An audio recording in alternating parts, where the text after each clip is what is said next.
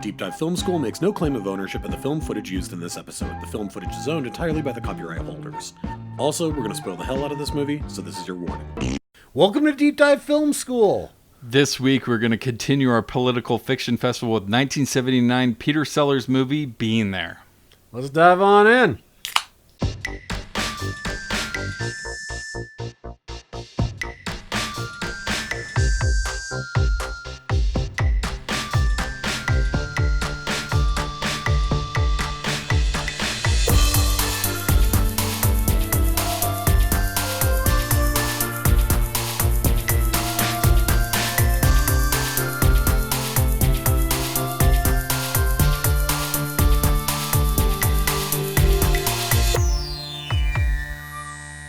All right, everybody, I am Adam Sherlock. And I'm Adam Paltry. And please, if you like what you see/hear, please like and subscribe. Hit the notification bell there. It'll let you know every time that we have a new episode coming out.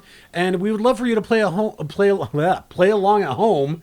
I don't know why that was so hard to say. Just so that you can watch these movies with us, because this episode's a really great version of that, which is, this is an older one. Like, this is something I think that this could have ended up on our Forgotten Gems list, really, if it wasn't on the political fiction list, right? For sure. You know, this is one I haven't seen before, but, wow. I'm very glad you suggested this. I don't even... Man, there's so much about this movie that I can't wait to get into. Perfect. This is a great movie, but I think that's also the beauty of the show, too, is being able to revisit things like this and seeing how they stand the test of time, right? Yeah, how they age over time, yeah. right? I mean, and this is Hal Ashby. I mean, this is the guy who directed, obviously, things like Shampoo, Bound for Glory, but the classic Harold and Maude. Absolutely, one of the best. I don't even want to call it a rom-com. It's not that. It isn't, all. but it's it's that thing that happened in the 70s where it's a if comedy. Romeo and Juliet was a rom-com. There you go, where it's like there's so much weight to it. There's so much about politics and about life and death. And that's just the way that movies in the 70s were made, man.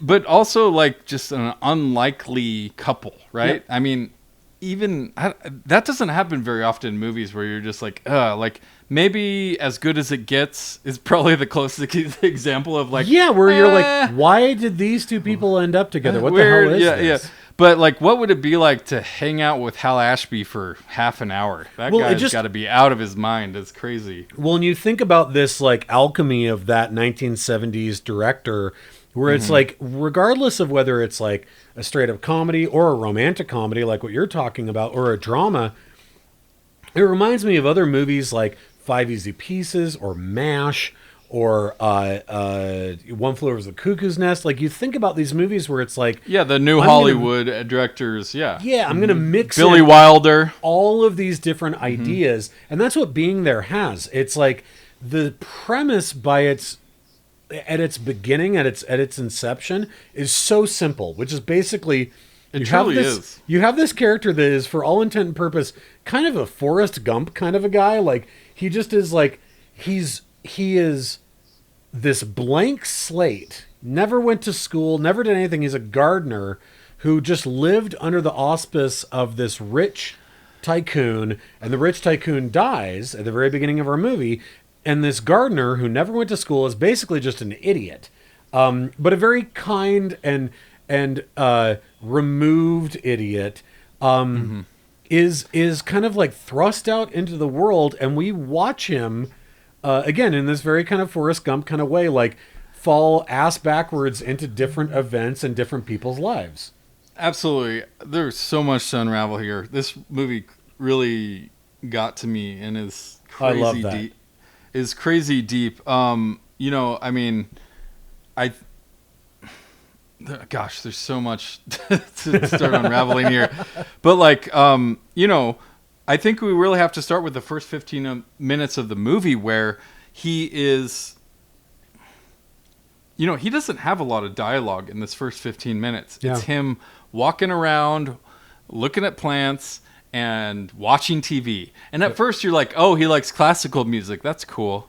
Yeah. And then it turns into Bugs Bunny, and then it turns into like, oh, this is like this is a true habit here. Yeah. And, the semi-sassy black maid tells him that the old man is dead. Yep. And he doesn't really care.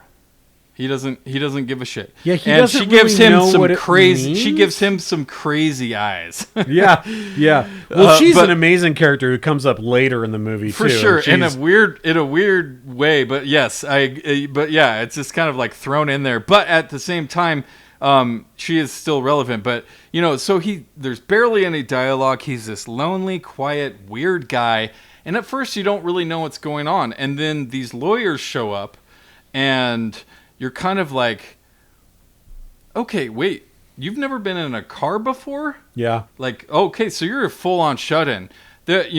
Speaking as someone who has an autistic child, there's no doubt that his character in the Chance in this movie has some level of autism. And here. I thought that too, because he takes things so literally. Every time someone says something, it is all literal, but everyone takes everything that he says back metaphorical, which I love that twist. Absolutely. That's the genius of the movie, right? Yes. But at the same time, there's this level of sorry. No, you're good. I'm trying to think of what I want to say succinctly, because this movie and this character like totally hit me. I fucking love it. I love it. Keep going. But this I don't know. There's this like Benny's video part to this movie, which is a Michael Haneke movie that we both love and discovered. And if you don't know Michael Haneke, prepare yourself. But to me, that it's also one of his greatest movies. And there's so much wrapped up into what this guy is saying. He patterned himself off of Laurel and Hardy, which is so weird, or at least really? Stan Laurel, the Laurel side of it. But we're just trying to wrap ourselves around this first 15 minutes. I was like, where's this movie going? Like, I don't totally get, like, it's a slow movie, you know, and it's a subtle movie, and you really have to pay attention. And I'm someone who loves to pay attention to movie. I wish other people would fucking pay attention. Yeah. But phones have made that non-existent.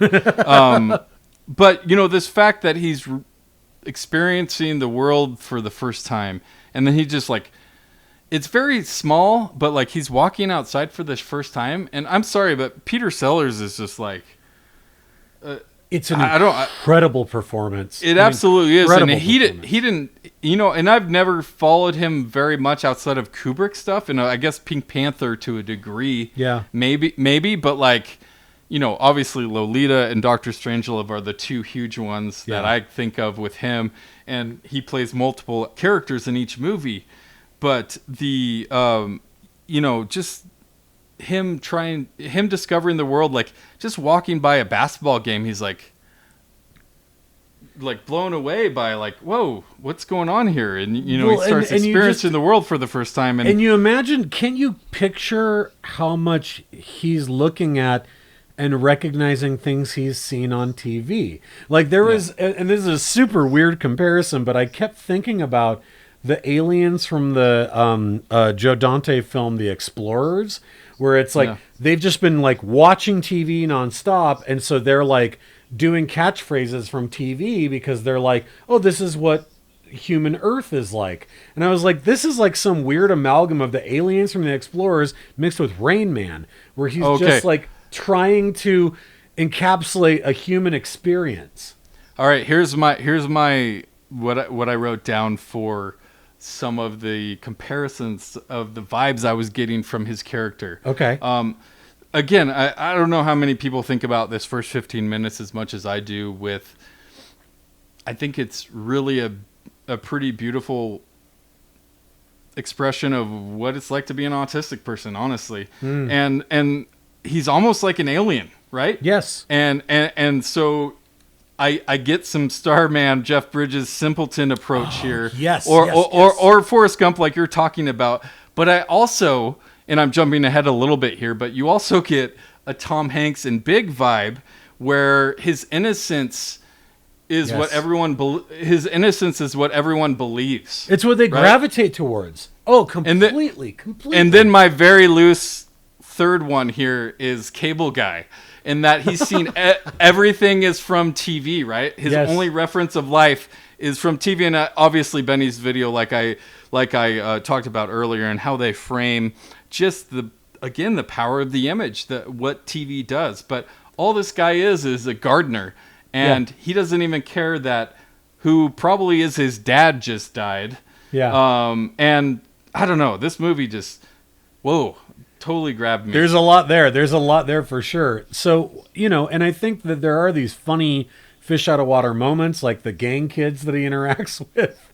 And he doesn't understand any of it. They're like, you tell Raul or whatever, like, we're going to come back here and we're going to blah, blah, blah. And he's like, if I see him, I will let him know.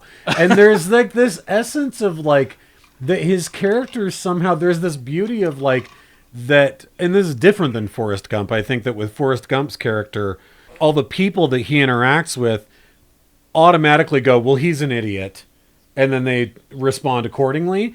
Whereas there's something about, and first of all, it's that Chance has been given all the old man's clothes.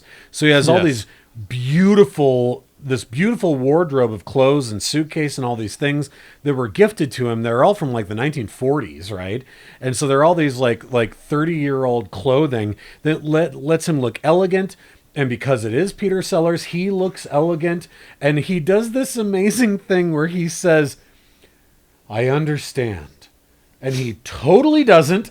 And he like shakes their hand, and they're like, he's looking at how people in this weird way, and he looks them hands dead in the eyes with those blue eyes of his, and he goes, I understand. And he doesn't understand anything. And I understand. He's like a child, right? But I understand thing becomes this mantra, right? And that his innocence, my God, there is so much depth here when it comes to concepts about Buddhism and Taoism and the nirvana of knowing and unknowing things and nature, right? Like all of these are levels and layers. On its face, this could be a hackneyed joke, right? Mm-hmm. Other people misunderstanding what it is that Chance says, all the way down to the name they give him, where he drinks the whiskey and then he's like burping and he says, Chance the gardener turns into Chauncey Gardner, which is what he's called for the rest of the movie in Shirley MacLaine's sort of world here. But all of this could be hackneyed jokes, but instead we as the audience are left with this incredibly smart task. And the task is twofold. Every time that he speaks, there's a duality of the conversations taking place on screen. Yes. First, what Chance thinks is being said, and then responds to it. And then the second one is what the other person thinks is happening. And it never stops being riveting. And it never stops being enlightening and funny all at the same time. It could be this like Three's Company style thing, and instead it is masterful. It made me wonder what it would be like if someone actually listened to what my son was saying all the time. All the time. Right? And just like actually taking in what he says. And my son from an age perspective is probably stuck in, he's 18, he just graduated high school, but he mentally probably closer to something like 5 to 7 years old. And so he gets stuck in this forever optimism, forever loving the things he loves as a child, the things that appeal to kids is the pop culture that he loves, right?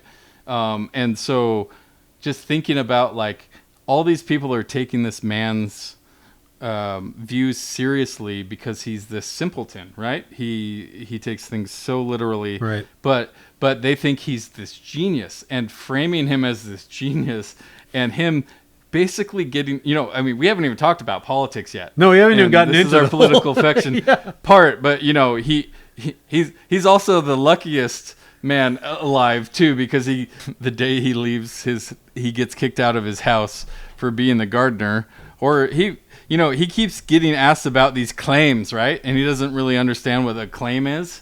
Yeah, And no, so, he just knows. He knows to say no because he doesn't understand it, and he's just like, I don't want to do that. Like, that's all he knows. Yeah, and so as he's watching TV, by the way, he gets basically pressed between these two cars and gets a bruise on his leg. That's right. And he ends up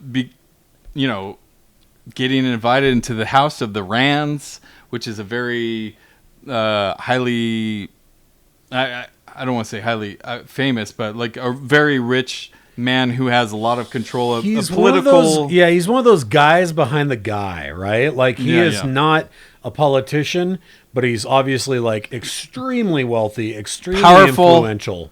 Yeah. Powerful. He has his own views, but they feel bad because they've hit him with a car and they don't want to be liable for one of these claims. Yes. And ends up being completely endearing to this whole family and this whole household of people. And he's dying. The doctor is definitely the most skeptical person in this movie. And if I may, now is a really good time to say we have a rogues gallery of horror movie regulars here. Oh, really? We have the doctor, the skeptical doctor, is Richard Dysart, who was the doctor from The Thing. Also, the lawyer that we met earlier that meets Chance after the old man dies is David Clemon, who played Palmer in The Thing. So we have two actors from the movie The Thing here. Wow. And then Ben Rand is played by Melvin Douglas, who was Senator Joseph Carmichael in The Changeling. So we have like a great group of genre actors from the horror circuit here, speckling into this movie. Two of my favorite horror movies. Exactly, well. I know. When I was watching it, I was like, "Oh my god!" and that's, "Oh my god!" and that's. But it's just like, yeah, it's fantastic, and they're all doing such a good job here. I do think Ben is a very important character in this movie. Obviously, very Ben much. Rand, the old man who is, has this. I never feel like Shirley MacLaine here is like kind of a, gold digger or anything like that. I feel like she genuinely loves this guy. Yeah, she's not. There's she's obviously such an interesting character, right? There's obviously a massive age difference, but Ben and him, kind of befriending him is such an important part of the movie, and it's really interesting and relevant how Mr. Rand kind of politicizes the simple things he says. Oh my God. Tries to make metaphors out of him about the businessman and labor and taxes and inflation. And he just basically rationalizes everything he says to fit his voice. Right? And it all starts at this dinner conversation where Chance says, "I have a room upstairs." And to Ben, who's dying, "I want to be your gardener." Yeah. This is like, oh my God. And none of it is hackneyed. It all works so well. This idea of, well, I have a room upstairs. And he's like, "You're a young man. Like, I have a room upstairs too, but mine's coming way before yours is." And Chance just kind of nods at him like, "I don't know what you're saying." But then he just says, "Yes, I understand." And it's like, all of that is it's all earned. None of it ever feels corny. It all really works. I mean, it's scary. Yes, it's terrifying. and like he slowly becomes an advisor, and then the president shows up, and they all see him. And he calls him Bobby. He calls the president Bobby. "It's great to meet you too, Bobby." Like, and you look bigger than on TV. Yeah, and you're and these are all flexes that Chance has no idea that he's doing. But they see him as insightful, right? It's just like, almost like he can't be that dumb. He's just insightful, almost. Because he has the look. He has the right outfit, and he has the right facial gesture. It seems as if he's saying this in this way. This is very subtle, but I rewatched this movie recently, which is why I keep talking about it. But Benny's Video, you think about that movie, and really when he starts to become a scary person is when they shave his head. But could you imagine Peter Sellers not wearing a suit in this movie? Exactly. Would he get as far as he would? No or way. If he gets invited, or if he had long hair, or if he had a beard, right? It's that he looks the part, which is what our maid when we get into this later, once he goes on television after he's advised the president. He gets invited to late night TV, right? Like, he's that powerful. All of a sudden, they're like, who is this guy? And everyone he's saying cannot figure out who this guy is. Dumb shit about trees and roots and plants that he has the whole time. But he's actually talking about trees and all this stuff. It's not metaphor. But the maid who is in this, like, I don't know if she's in like a hotel or something, but she puts it perfectly. And I love that in the 1970s, Hal Ashby left us this character to say this, where she was like, it is a white man's world because he looks the part.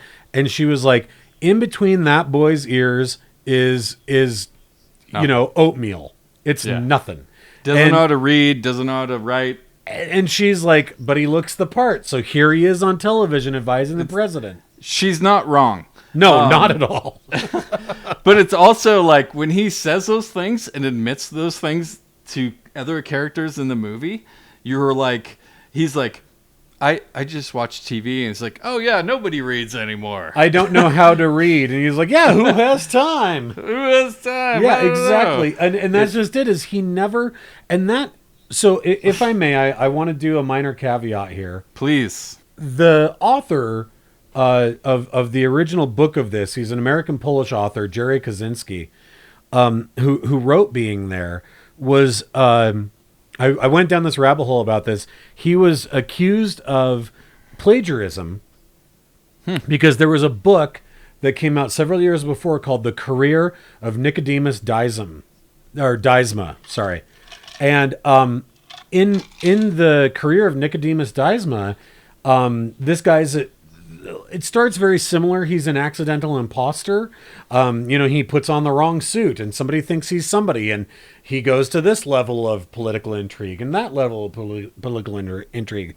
But the thing that always interested me, that made me feel like, no, Jerry Kaczynski's book is completely unique, is that in The Career of Nicodemus Diesma, Diesma's character knows that what he's doing is manipulative. And he makes discernible choices in his decisions. And that inherently loses the charm of what Kaczynski was trying to do, which was to give this fog of unwitting influence that Chance has, right? Like the Chance never lies. He never lies. He never pretends to be something he's not. When he meets the Russian ambassador, and the Russian ambassador asks him if he speaks Russian, and then says something in Russian, and it makes Chance laugh, everyone just assumes that he speaks Russian, instead that just the words were funny to him, right? I know that one more than anything in this movie. The fact that they think he speaks 8 languages and has degrees in law and medicine and 16, all this stuff, he's being investigated in 16 different countries. Oh, it's so good. Last year I took my family to New York City.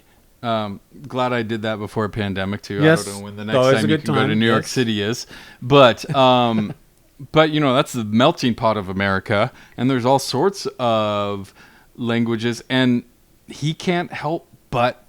And this is a very sensitive thing to me, but he can't help but laugh at someone who's speaking another language. This is your son. Yes. Yeah. And so, like, I get that reaction. I see what he's doing. He doesn't understand. He's not trying to be insensitive or anything like that. It's just, like, overtakes him, right? Here's a person looking at me, and they suddenly went, and so it's funny, right?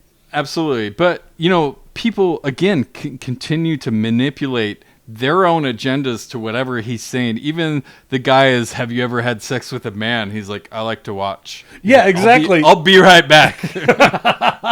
He's like, we should go upstairs. And he's like, is there a TV up there? And it sounds like he's being incredibly witty when he's just being Chance.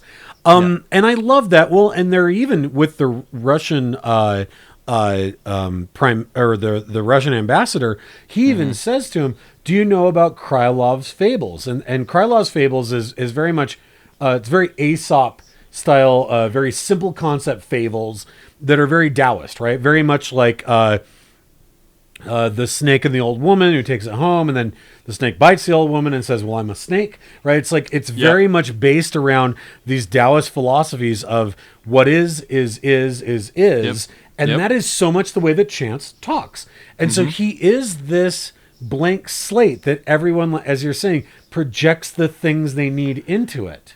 I think a perfect example is the where they're watching a Thomas Crown Affair and he sees sex on TV, and Eve comes in, Shirley MacLaine's character, and this fucking masturbation scene. Oh my God! I don't even know where to begin. Talk about Shirley MacLaine for a minute. Oh, First of all, I had a massive crush on her after watching The Apartment. Yep. But I gotta say, even like with her super short haircut as like a 20-something-year-old in The Apartment, that's great. But let me tell you something, mister. Her in her 40s here, even more my thing, man. Like I was like enamored. Like, oh my God, she is so charming and beautiful here. And that scene, she will not do for a laugh. She will do anything for a laugh in this movie.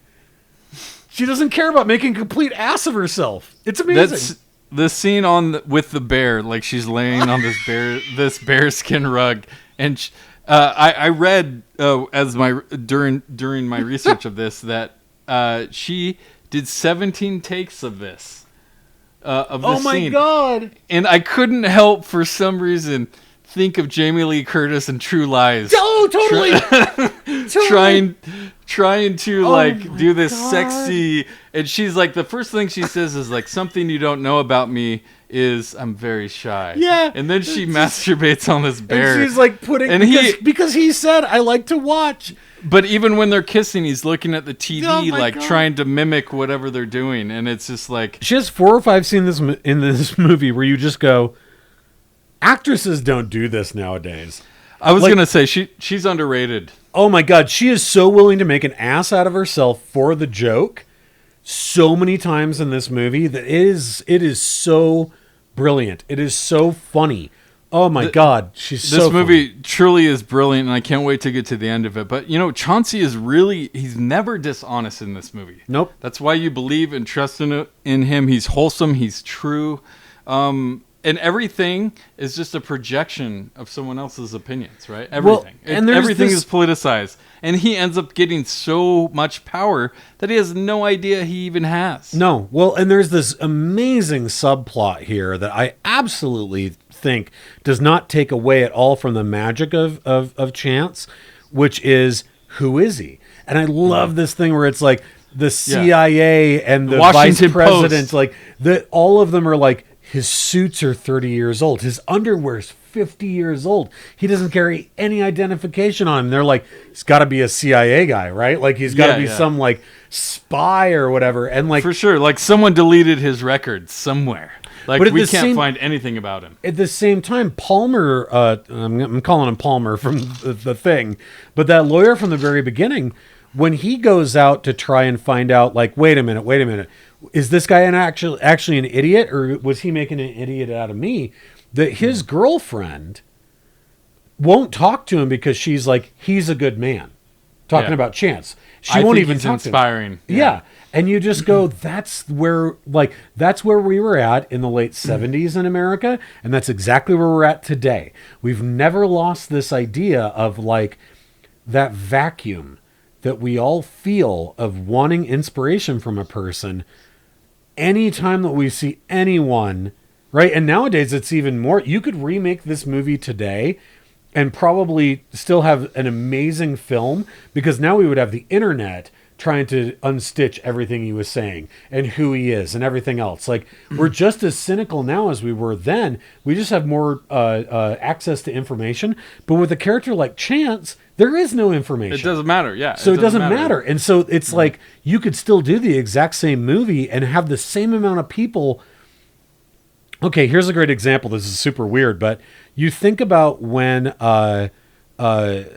at the debates back in 2016, and we had that, was it Ken Bone? Wasn't that the guy's name who was taking, he was the overweight guy? And the red sweater guy. The red sweater guy. And it was like everybody fell in love with Ken Bone, and then it turned out that on Reddit, He had a super horny persona on Reddit, like an anonymous persona. I didn't know that. Oh, there was a whole thing about how like he was calling pregnant. He was like he. I mean, his last name is Bone. Well, he was super perverted when it came to pregnant women, where he called them baby submarines or something gross like this. I don't know, but it was the whole thing, and so it was like the magic about Ken Bone was gone in 2 days because everybody was like, "Wait, he's a perv." Right? Yeah. But you go, we're still hungry for that the way that we are in this movie for Chase or Chance. And so you just go, we've never lost this. And I love this moment between the doctor and him after Ben dies. And the doctor is ready to unveil everything that he knows about Chance. But he doesn't. Tell me about this scene. Tell me your thoughts about this scene. I don't know. I think he just feels bad for him. Right? I think he doesn't really. I don't know. He doesn't totally. I don't know. I just think he feels bad for him. I got from it because he says to him, he says, "This is what happened to the old man, isn't it?" Yeah. And then he looks him dead in the eye and he says, "Chance." And he looks at him and he goes, "Yes." And there's no. What the doctor's waiting for, this unveiling of, my real name, never happens. And he just looks and they're just staring each other in the eye. And the doctor says, "And you really are a gardener, aren't you?" And he goes, "Yes." And then I have been this whole time. And then the doctor says the mantra. The doctor says, "I understand." And I think when the doctor says that, what he means is Chance is kind. Yeah. And he's never going to try and manipulate the situation he's in. He's going to be a friend to Shirley MacLaine's character. He's going to stay in the house. He's going to tend to the garden, and he's going to help take care of this woman and this household. And so this, I understand, it's almost finally the doctor understands. It's such a brilliant moment. It's also Ben's dying wish, right? As he's passing away, he's like, "Please take care of her. Take care of this place. Yeah. Be my new replacement." And, all from just being this innocent, amazing person who has a literal take on life. Okay, so let's pretty wild. Let's do it. Let's do it. Hal Ashby isn't just going to let us off the hook that easy, though. Hold on, before we get to the part, before we get to the part that I know you're getting to. Yes, I think a very important scene to kind of point out here is the pallbearer conversation at Ben's funeral. Yes, and you have these 6 guys literally carrying Ben, and like still not understanding who he is. He cannot understand who Chauncey is. None of these guys. Did you ever see the movie Ghost Story, or did you ever read the book Ghost Story by Peter Straub? Different Ghost Story than we reviewed. No, it's an older film. It's from the 70s. No.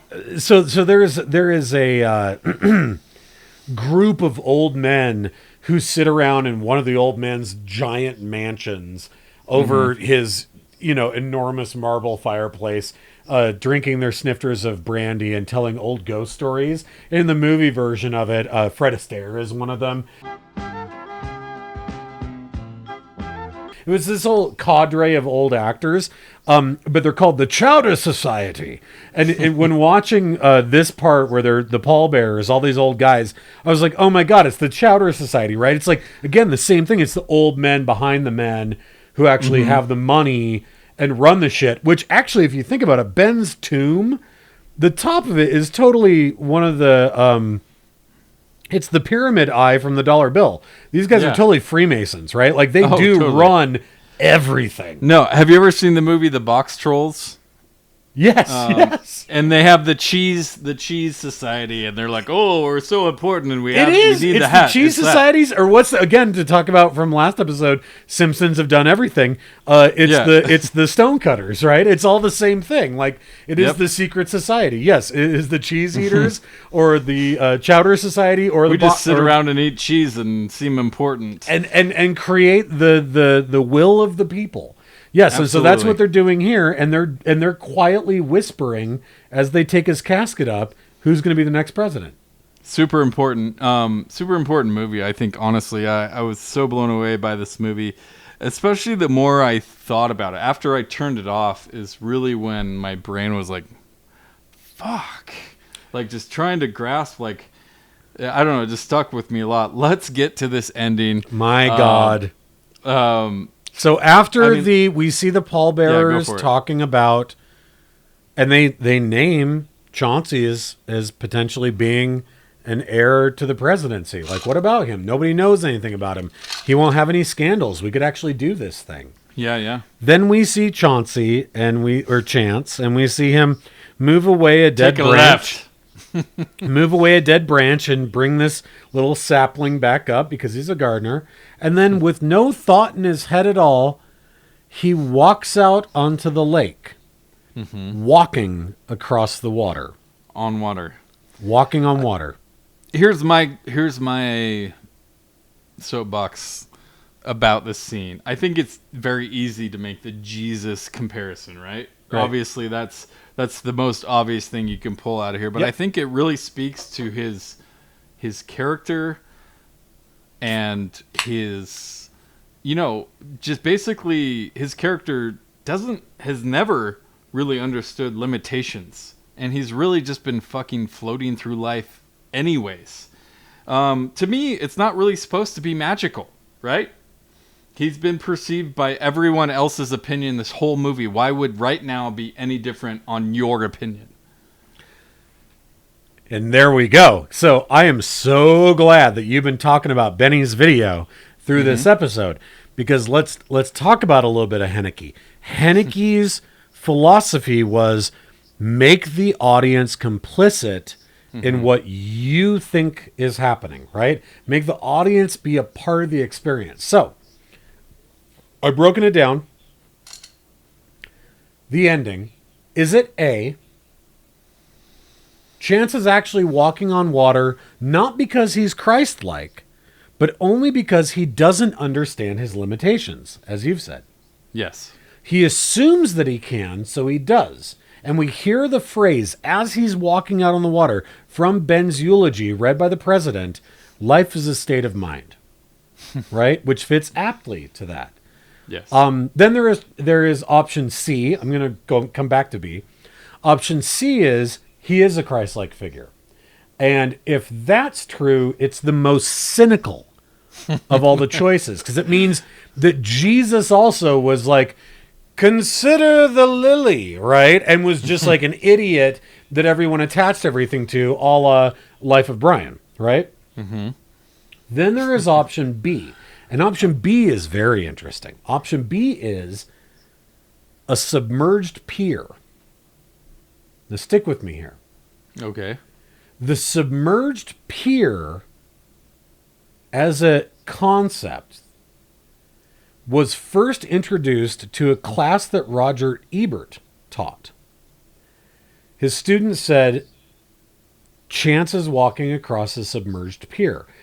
Ebert said, no. The movie presents to us an image, and while you may discuss the meaning of the image, it's not permitted to devise explanations for it.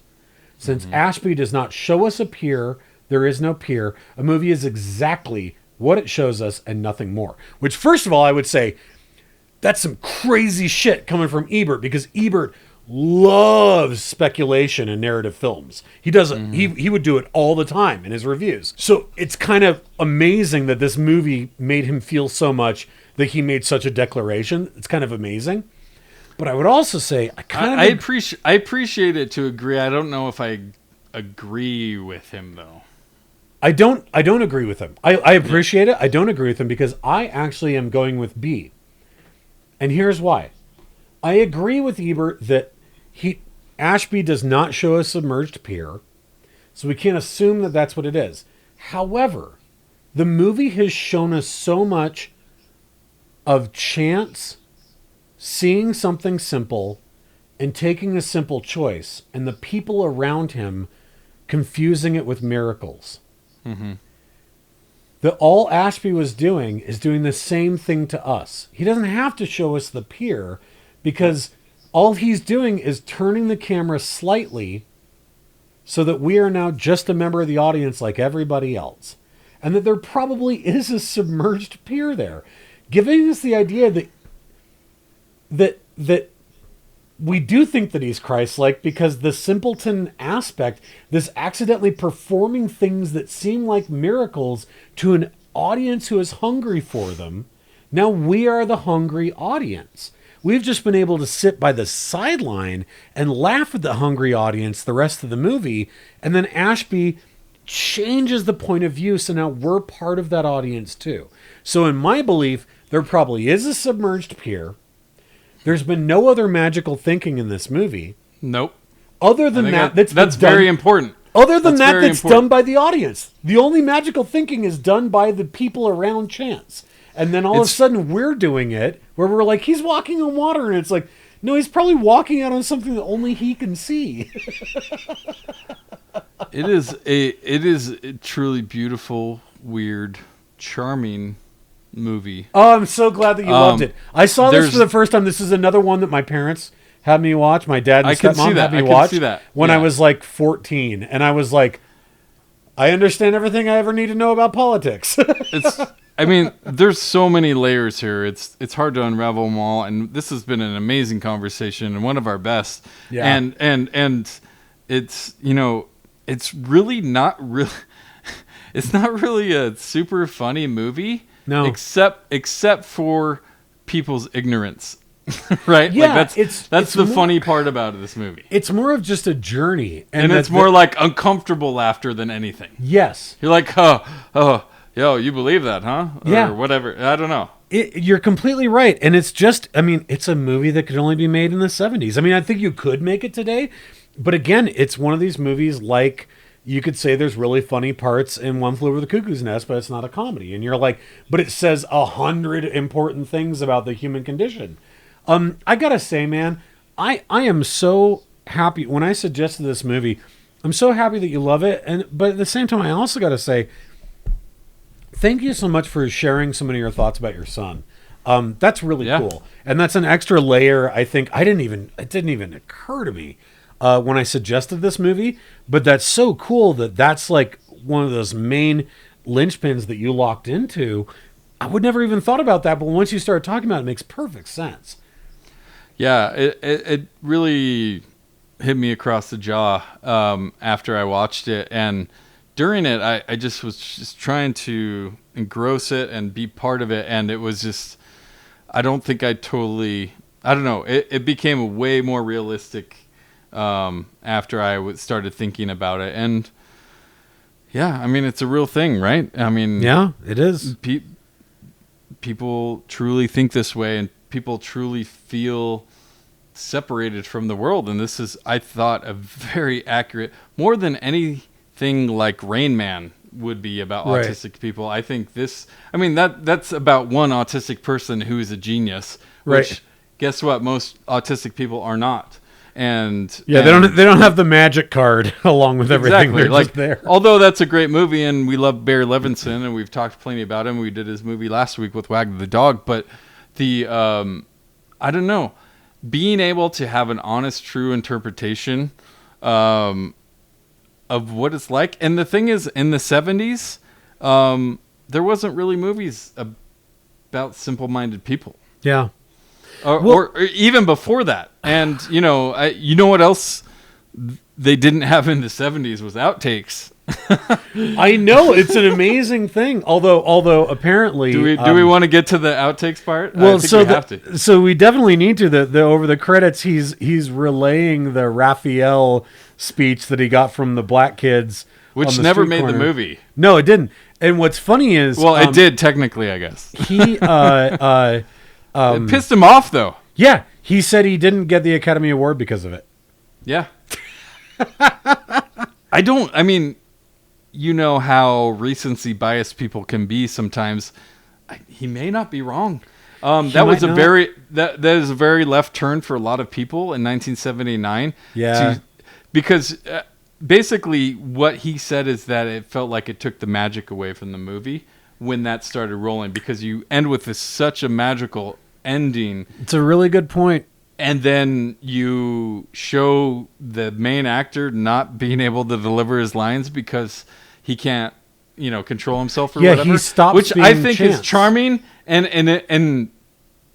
it may have almost been the most Haneke part of the whole movie, honestly. Yeah, you're not wrong. You're not wrong. Is exposing this reality of what's going on. But I do kind of agree with Peter Sellers in thinking, as much as I enjoyed it and I loved watching, no, it's very funny.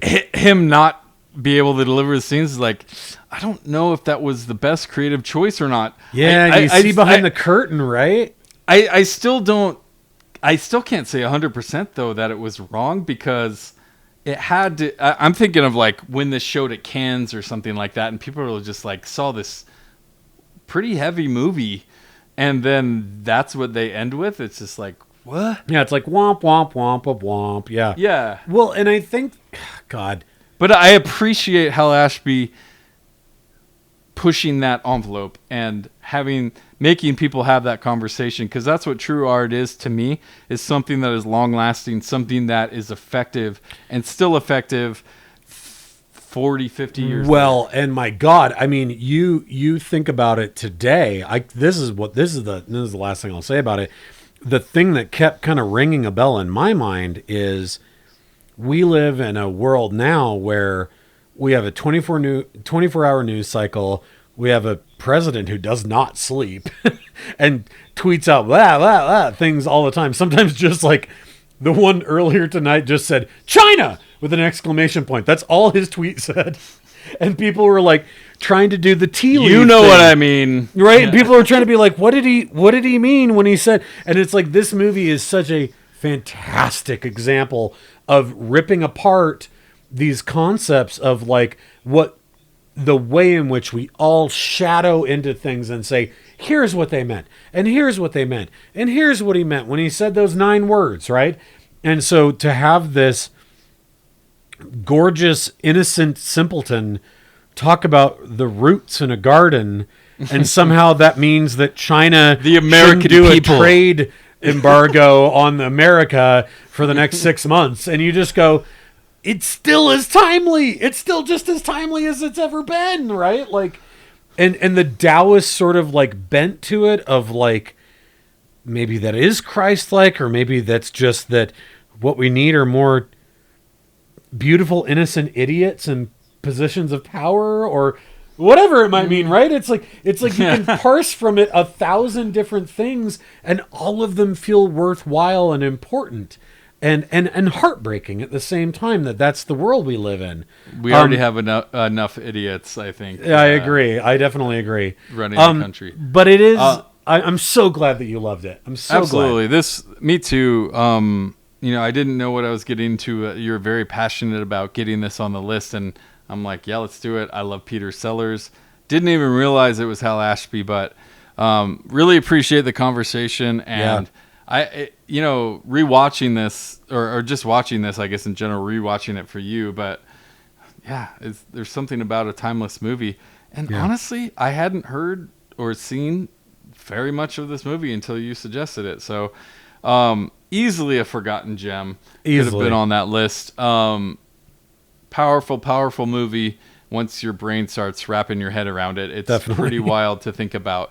Thank you very much, everyone, for listening. Yeah. Sorry if this went long. It kind of did, but I think the conversation was absolutely great. I totally agree, man. Please like and subscribe. We have episodes every week. Hit the notification bell, and that'll let you know when we have a new episode. Play along with these festivals, because that's half the fun of this. Is playing along and kind of getting the insights we do as we do. So thank you very much. Next week, we're going to do The Contender, I believe. And then after that, V for Vendetta. That should be a fun one. That's probably the most fiction of all the political fictions that we're getting into. Not these days, but, man. I was going to say, once we watch it, we're going to be like, oh my God, this could happen. I've been thinking about it, and I was like, that's not, it's not, dude, it's not Logan's Run. Like, it's pretty realistic. It's true. John Hurt in that movie, you're like, oh my God. Close-ups of his mouth on billboards. Yeah, it's going to be good. Yeah, 1984 all over again. Yep. All right. Well, thank you very much for your time. We love you. Thank you for listening, and we'll see you next week. See you guys. Stick around if you want to listen to a very in-depth conversation about Ghostbusters Afterlife. Yeah, it's pretty in-depth. We love you. Bye, you guys.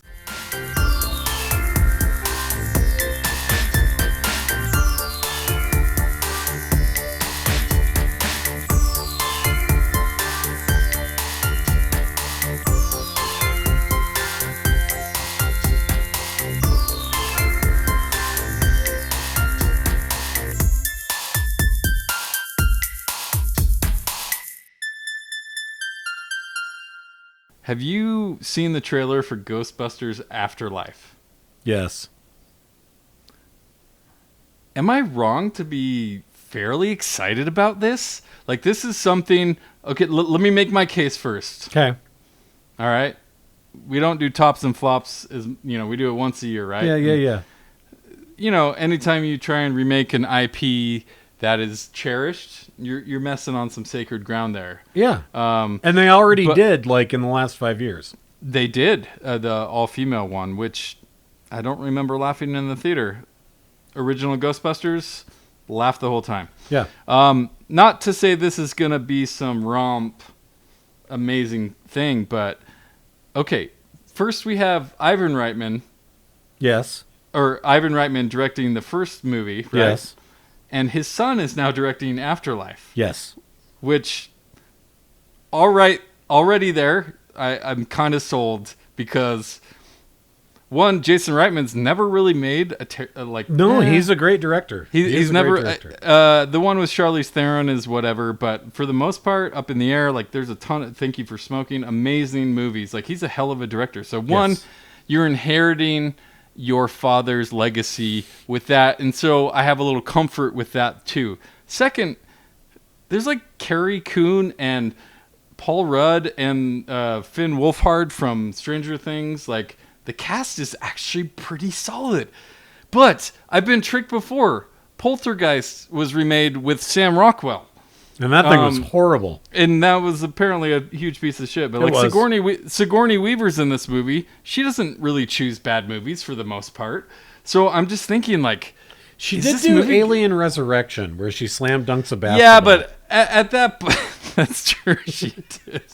But at that point, you're Ripley. You've been that for how long? Yeah, that's true. You're bought in at that point. Yeah. But... Here she's Elaine Bennis again.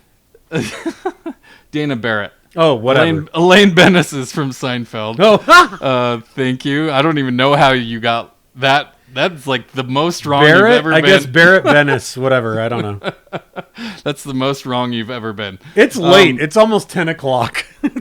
But like, you also are bringing back the heavies with Aykroyd and Murray in this one. Like, Ernie Hudson's in this movie. Like, this seems to have some buy-off. Am I wrong to think Ghostbusters Afterlife is going to be awesome? The trailer looks kind of intriguing. You're not... You know what, Palter? You can like all the things that you like. I know, but what do you think? I think it's going to suck. And not because of anyone that's involved. Though? Because the premise itself is goofy and silly. And so is the premise of the original one. That's what I'm saying. No, that's what I'm saying. That's what I'm referring to. Oh, okay. Is that not the premise, new movie. The premise is goofy and silly, and these guys as these like mid-30-year-old slackers being these characters is what gave it this charm, and the fact that it was the 80s and the fact that it was like, just to me, the entire idea of like Paul Rudd's character being like, you don't know what your dad did or whatever, and then like pulling it up on Google, to me, I'm like, gross. No, like Ghostbusters is perfect because it's the 80s, because it's those guys in the 80s being these not ready for primetime SNL kind of characters. And then everything else where, like, no one needs to roll out fucking Bill Murray with his walker to be like, it's Venkman! Like, that to me, just by its merits, feels gross and dumb. And I'm like, it doesn't, even if it's a good movie, it's not going to be a new bridge to Ghostbusters. If anything, they're just trying to make it into fucking Stranger Things. First off, how dare you? Bill Murray, an old man. He is. He's crazy old. Let me show you what I have hung on my wall here. Okay. My God. This is turning into a whole thing. I didn't know we were going to turn into this whole thing into a thing. What? I was just telling the audience I didn't know this was going to be a whole thing. No, I didn't either. Okay. There you go for the audience. For you. Oh, look, I think he's a genius. He's a goddamn national treasure. I think he is. How dare you? And also, I understand he's old. He's old as shit. He's not Venkman anymore. He's just he's whatever Jim Jarmusch movie he's in. Hey, he can do whatever he wants. Okay? I agree, but he's Bill fucking Murray. Okay. Secondly, I agree with you to a point. I understand what you're saying. It definitely could turn into what you're saying. But I also think if they nail it and for some reason you walk away and you're able to revive that in a... Believe me, I don't think it's necessary. Ghostbusters 2 was probably not even necessary. It wasn't. Let's be honest. Ghostbusters 2 Secret of the Ooze was not necessary. We didn't need it. We didn't need to see the Statue of Liberty breakdancing or whatever it was. But hey, I'm a whore for this stuff. I love this stuff. It's, it's what I live for. So I'm going to, it's hard not to get excited. I disagree. I think you can just go back and watch the original. Oh, I do. And laugh and feel good about it. And if somebody else wants to make, Ivan Reitman tried to redo it when he made Evolution, right? And it's like oh yeah, terrible idea. That was a bad idea. Right, but he was trying to recapture this magic that only existed to an embarrassing point. But, and this very well could happen, but I realize I'm really fighting for a Ghostbusters Afterlife here, and I'm not meaning to. But I don't know why, dude. That's all I'm going to say. I don't know why you're fighting for it. You probably have the Blu-ray over there with it has a bunch of special features, right? On that wall of the gold. Movie that's not even out yet? No, of the original, right? And it's got like so many director commentaries and actor commentaries, and you could just watch that. No. And you could laugh and laugh and laugh. We don't need another one. I agree to a point, but guess what? It's not going away. And I didn't save any room on my leg tattoo, my leg sleeve tattoo of Ghostbusters. I didn't save any room for the new one. That's one of my favorite moments of our past podcast. My Ghostbusters chest piece. It was a Blade Runner back piece that has no room for the new one. And even though the new one was good, I'm like, didn't need to happen. It's a fine movie.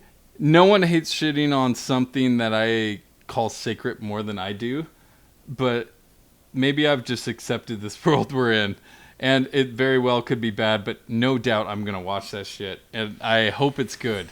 I just hope it's good. Well, then I feel like after we have watch it, you can tell me that it's good, and then I'll watch it. Yep. All right. You'll wait for my... And if it's not good, I'll just keep watching the original one, and it'll be just fine. And I will, too.